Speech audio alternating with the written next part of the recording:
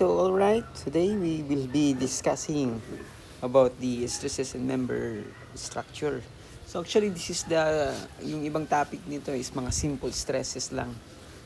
Simple stresses, bearing stress, ganyan lang. Shearing stress.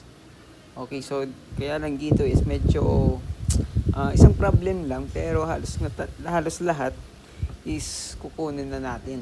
Kukunin na natin lahat ng mga stresses. So, kaya stresses in a member structure.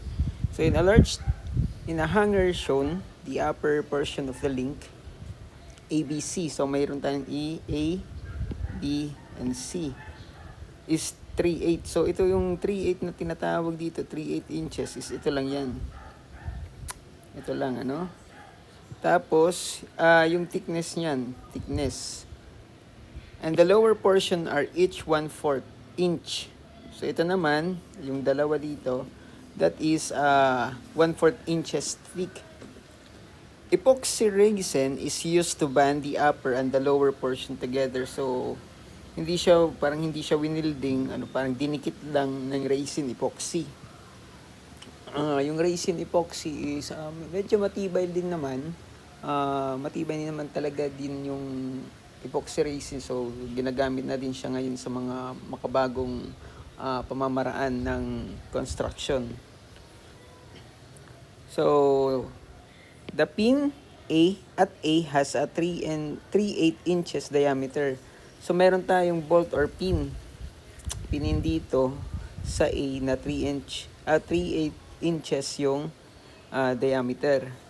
And the pin naman dito sa C is equivalent to 1/4 inches thick.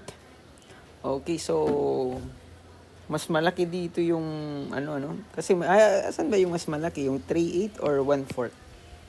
I guess yung 1/4 1/4 compared, mas malaki yung 1/4 kumpara sa 3/8. Okay, so determine the shearing stress at pin A. So dito sa pin na yan. And the shearing stress at pin C. Okay. And the largest normal stress in link ABC.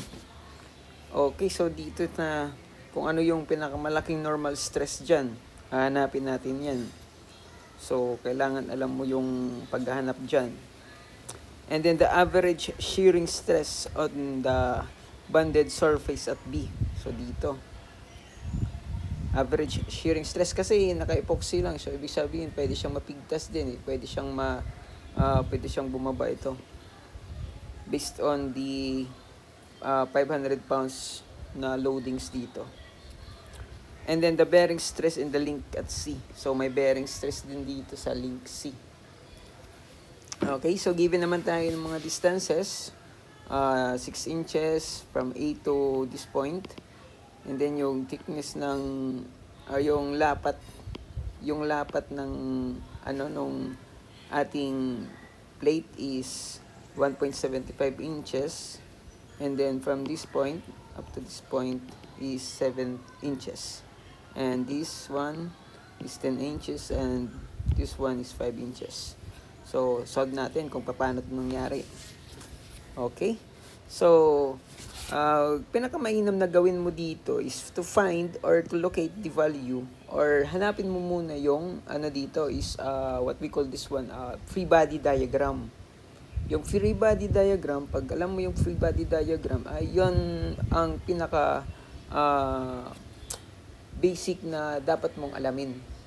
Kasi pag nahanap mo na yung free body diagram or alam mo kung paano gumawa ng free body diagram, is hindi ka na mahihirapan sa pag-analyze ng problem na ito. So, what is the free body diagram? Ganito. Yung free body diagram na ginawa ko is ito. Ito yung ating magiging free body diagram. So, parehas ng sukat. So, that is 10 inches. Ito, 10 inches, diba? 5 inches. Ito yon. And then, kasi hindi ko na kailangan naman ito. Hindi ko na kailangan ng mga distances. Kasi I will take moment, kakuha lang naman ako ng mga perpendicular distances. Diba? Ito, di ko naman kailangan ng distance papunta dito kasi yung wala naman akong force na pa ganito, pa horizontal. Tapos dito, alam ko naman dito, mayroon akong ditong dalawang force na mag-act. So dito na ako magmo-moment.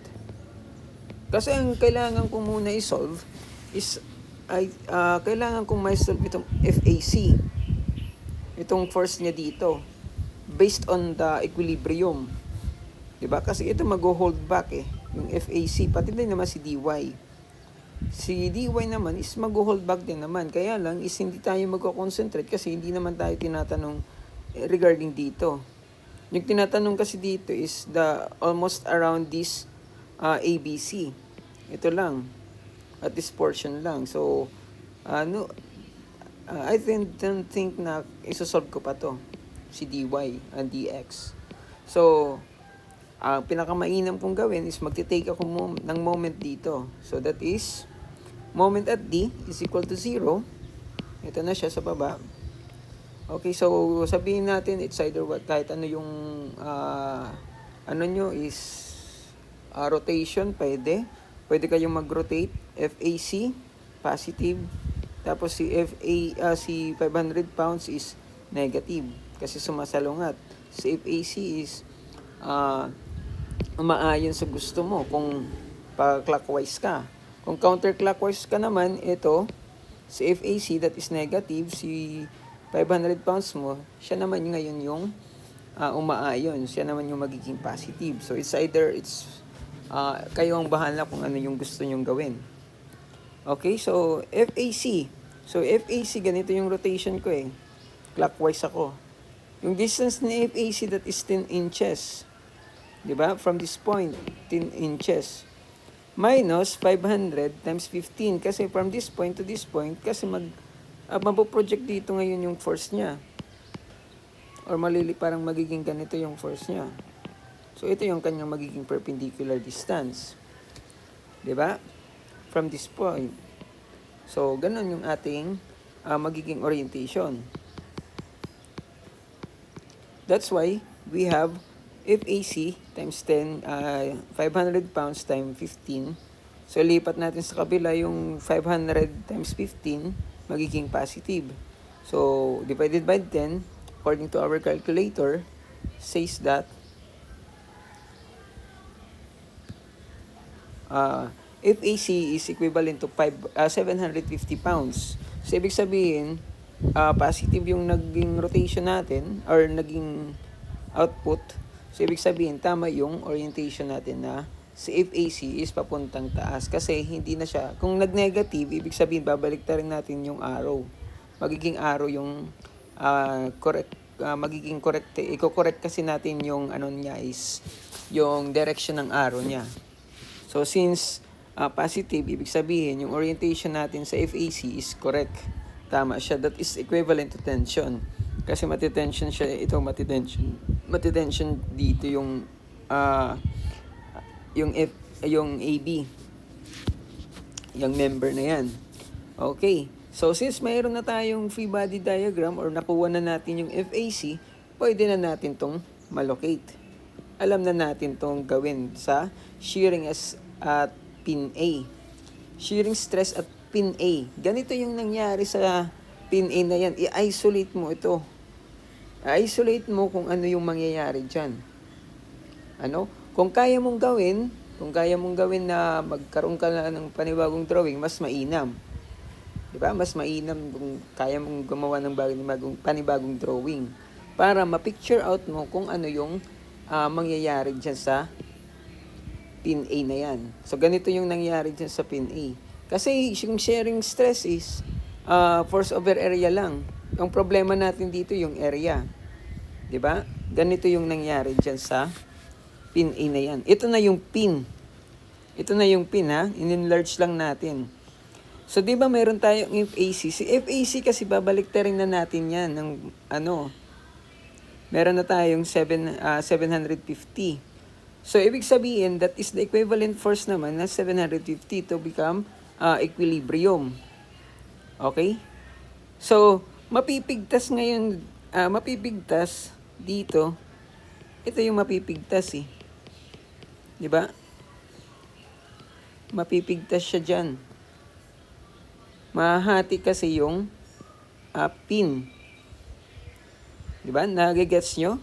Mai-slice ba? Mai-slice yung pin na yan due to this plate. 'Di ba? Mai-slice siya diyan kasi bababa yan. 'Di ba? Pwede siyang mapigtas diyan. Parang magka-crack siya diyan. Okay? So, kung na-picture out nyo yan, na kanyang pag-crack niya, ito yung mangyari dyan. Ito yung area niya. That is according to our problem, that is 3/8 inches. Ito pala, hindi pala dyan. Ito pala yan. Ito pala. Kasi at pin A has a 3/8 inches in diameter. Okay? So, solve natin. 750 pounds divided by the area of this bolt or this pin. The area is 1/4 pi d squared. Okay, that is yung 3/8, that is 0.375 in decimals squared. Okay, so magiging inches squared to. Magiging unit natin dyan is PSI. That is pound per inches squared. That is 607.90 PSI. Okay? That is for the shearing stress. Yan yung kasi yung pinakamahirap dito, yung paghahanap ng area. Pag hindi mo alam yung hinahanap mong area, is mahihirapan ka talaga. Okay? So, next dito tayo sa shearing stress at pin C. So, dito naman tayo sa pin C. Okay, shearing stress at pin C. Ganito yung nangyari naman sa pin at C. Diba? Yan, meron tayo ditong force. Actually, ang mangyayari kasi dyan, that is, hinati kasi dito sa B, meron tayo ditong 750 pounds. Tapos ito, paghahatian niya. Yung 750 pounds, paghahatian niya, magiging 375. Kasi dalawa. Dalawa na kasi yung ano natin dito, yung ating hanger. Yung itong plate na yan, dalawa. Ito, tapos ito. So, hahatiin niya yung pwersa ni 750. That's why yung magiging ano dito is kalahati na lang. Kalahati na lang yung magiging force natin. That is 1/2 FAC. So, actually, this is a double shear. Double shear naman talaga to. So, pwede kang mag-multiply dito. Pwede kang mag-times 2. Yung FAC mo, ganun pa din. Pero, i-multiply mo by 2 yung area mo. Kasi dalawa na yung, pati sa kabila, meron. So, pwede yan. Walang problema. Pwede mo din naman sa force. Kasi mahahati na yung force mo dito eh. 'Di ba? Mas klaro, mas mainam na maintindihan mo. Okay, so that is 375 kasi hinati na yung 350. That is, yung ano mo naman dito, that is 1/4 inches. 'Di ba? 1/4 inches na kasi yung bolt mo or yung diameter ng pin. Okay, so that is 7,640 PSI. Okay? So, ganyan yung ating shearing stress at pin C. Okay, so madali lang yung sa shearing, madali lang pala. So, wala pa tayo dito sa bearing. Yung bearing is iba din yan. Okay, so pumunta naman tayo dito sa largest normal stress at link ABC. Yan, largest normal link at ABC. So, ano ba yung nangyari dyan sa, sa ABC? Kasi dito yung malaking stress eh. Diba? Dito yung malaking stress na magaganap. Maliban sa dito, kasi ito din yung pinakamaliit yung pinakamaliit na diameter. Kung saan yung pinakamaliit na diameter, syempre dyan siya mag-aak yung pinakamalaking stress. Kasi siya yung pinakamaliit na hole. Di ba? Ito, pinakamaliit. So, dyan mag-a-act yung pinakamalaking stress. Okay, so ganito yung nangyari dyan. We have FAC pa din. Yung first pa din natin is FAC. Yung mangyayari naman dito, parang normal stress na lang. Normal stress na lang, bababa to, hihilain. Kasi yung FAC, tapos mapipigtas siya dyan. Yung magiging area natin, that is the thickness. Okay, that is the thickness. Ito yung magiging area natin. Ito yon. Okay, that is the thickness of the itong thickness times dapat ito minus nitong diameter para ito yung matira. Okay, nagigets niyo yan? That is the sinasabi nating area net kasi that is the normal stress. Okay, so that is 750 pounds thickness. Itong thickness na ito, yung thickness na yan, diba? Times ito minus nitong diameter. That is our area net.